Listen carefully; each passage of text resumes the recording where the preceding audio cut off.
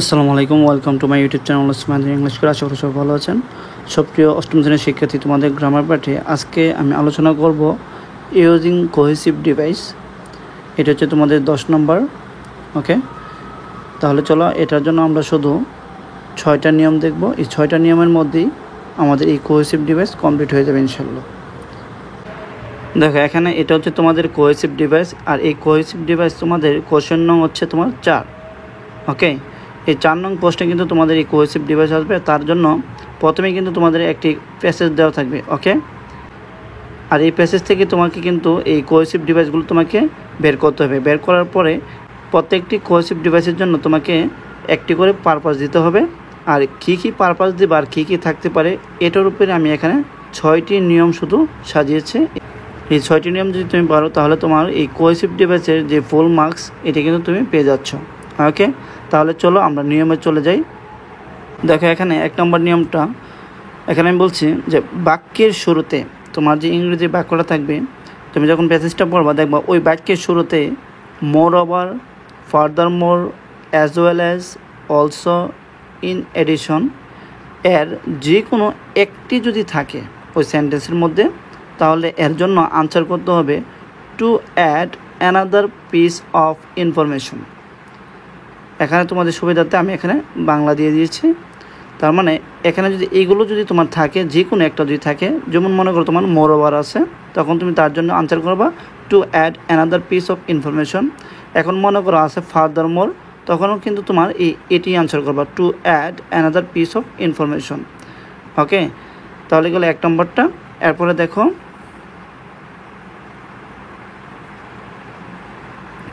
দুইতে দেখো বাক্যের শুরুতে যদি although, however, in the same way, similarly, likewise, on the contrary যে কোনো একটি থাকে, ওকে, তাহলে কিন্তু এর জন্য আনসার করতে হবে টু কম্পেয়ার অ্যান্ড কন্ট্রাস্ট। ওকে, তোমাদের সুবিধাতে আমি এখানে বাংলা দিয়ে দিয়েছি। তার মানে তুমি দেখতে হবে, তোমাকে খেয়াল করতে হবে যে ওই বাক্যের মধ্যে কোনো অলদো আছে কি না। হ্যাঁ, বাংলা ইংরেজি বাক্যগুলোতে however, in the same way, similarly, এগুলো যে কোনো একটি আছে কিনা, যদি থাকে তার জন্য কিন্তু আনসার করতে হবে টু কম্পেয়ার অ্যান্ড কন্ট্রাস্ট। এরপর 3 নম্বর নিয়মটা দেখি। এরপর 3 নম্বরটা দেখো, বাক্যের শুরুতে যদি ফার্স্টলি, সেকেন্ডলি, থার্ডলিও থাকতে পারে, ফাইনালি, আফটার দ্যাট, দেন ইত্যাদি যে কোনো একটি থাকে, তাহলে তার জন্য আনসার করবা টু মেক এ সিকোয়েন্স।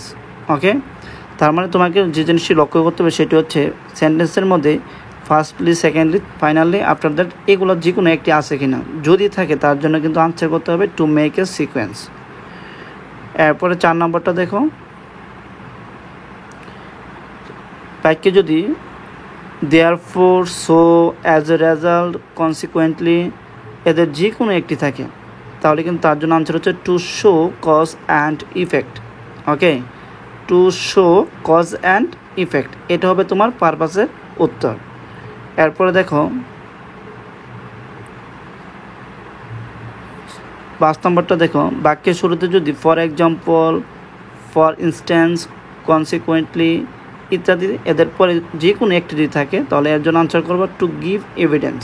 সর্বশেষ 6 নম্বর নিয়মটা, বাক্যের শুরুতে যদি ইন কনক্লুশন, ওভারঅল থাকে, তাহলে এর জন্য আনসার করবো টু সামারাইজ। এ হচ্ছে আমাদের এই 6টা নিয়ম। এই 6টা নিয়ম দিয়ে তুমি কিন্তু কোহেসিভ ডিভাইসের যে প্রশ্নগুলো রয়েছে, এই প্রশ্নগুলো কিন্তু তুমি খুব সহজে আনসার করে ফেলবে। আর যারা এই মধ্যে আমার এই ভিডিওটি দেখছো, অবশ্যই আমার চ্যানেলটিকে সাবস্ক্রাইব করে রাখো, নতুন নতুন ভিডিও আপডেট পেতে বেল আইকনে ক্লিক করে রাখো। ওকে ফাইন, এখন আমরা চলে যাব নমুনা প্রশ্নে। নমুনা প্রশ্নের প্রত্যেকটা সেন্টেন্স আমরা ভালোভাবে পড়ে তারপরে আমরা এই কোহেসিভ ডিভাইসগুলো চিহ্নিত করব। চিহ্নিত করার পরে আমরা এর সঠিক যে পারপাসগুলো আমরা ব্যবহার করব। ওকে, তাহলে এখন চলে যাব নমুনা প্রশ্নে। দেখো, এখানে এটা তোমাদের 4 নঙে আসবে এই কোহেসিভ ডিভাইসটি। এই কোহেসিভ ডিভাইসের জন্য তোমাকে সর্বপ্রথম কিন্তু এরকম একটি প্যাসেজ দেবে। এই প্যাসেজ থেকে তোমাকে কোহেসিভ ডিভাইসগুলোকে বের করে নিতে হবে। তাহলে আমরা যদি এই প্যাসেজটা যদি পড়ি, climate change means the change in climate.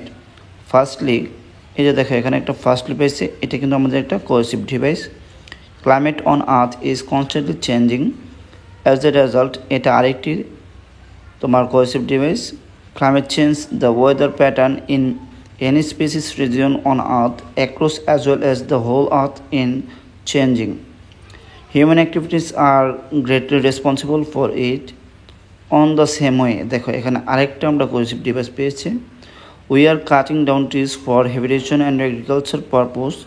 এই যে মোরওভার আমরা আরেকটি পেয়েছি। Use of chemicals in industries causes serious harm to the ozone layer.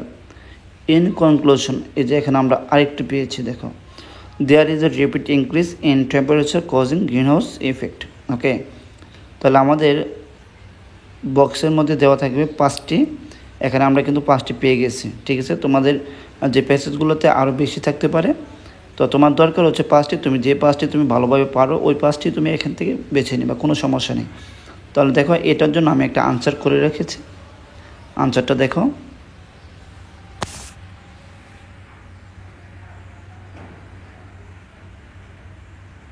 তোমাকে প্রশ্নের মধ্যে কিন্তু এরকম একটি ছক দেওয়া থাকবে। তুমি যে প্যাসেজের মধ্যে যে কোহেসিভ ডিভাইসগুলো পেয়েছ এগুলো তুমি এখানে সিরিয়ালে তুমি বসাই দিবা। যেমন প্রথমে পেয়েছিলাম আমরা ফার্স্টলি, আমরা এখানে 1 নম্বর করে ফার্স্টলি বসাবো, 2 নম্বর করে বসাবো আমরা পেয়েছিলাম অ্যাজ এ রেজাল্ট, তাই অ্যাজ এ রেজাল্ট বসাবো। এভাবে তুমি 5টি বসাবো। বসানোর পরে এই প্রথমটার জন্য তোমার ওই নিয়ম অনুসারে যে ফার্স্টলি থাকলে কী হবে পারপাস, এটা আমরা কিন্তু শিখে আসছি নিয়মের মধ্যে। তো ফার্স্টলি থাকলে তোমার আনসার করতে হবে টু মেক এ সিকোয়েন্স, তো এটা তুমি ইগরে বসিয়ে দিবা। তারপর হচ্ছে as a result, as a রেজাল্টের জন্য তোমার আনসারটা হবে to show cause and effect, এটা কিন্তু বিয়েতে বসবে। তার মানে এখানে যা কোহেসিভ ডিভাইস দিবা তার পারপোজটা এই পাশে দিবা। এ হচ্ছে তোমার কোহেসিভ ডিভাইস থেকে তোমার আনসার করার সবচেয়ে সহজ উপায়। তো আশা করি তোমরা এই প্রশ্নের প্যাটার্নটা এবং খুব সহজেই বুঝে গেছো। আর যারা এই মুহূর্তে আমার এই ভিডিওটি দেখছেন অবশ্যই আমার চ্যানেলটিকে সাবস্ক্রাইব করে রাখুন, নতুন নতুন ভিডিও আপডেট পেতে বেল আইকনে ক্লিক করে রাখুন। দেখা হবে আগামী ক্লাসে।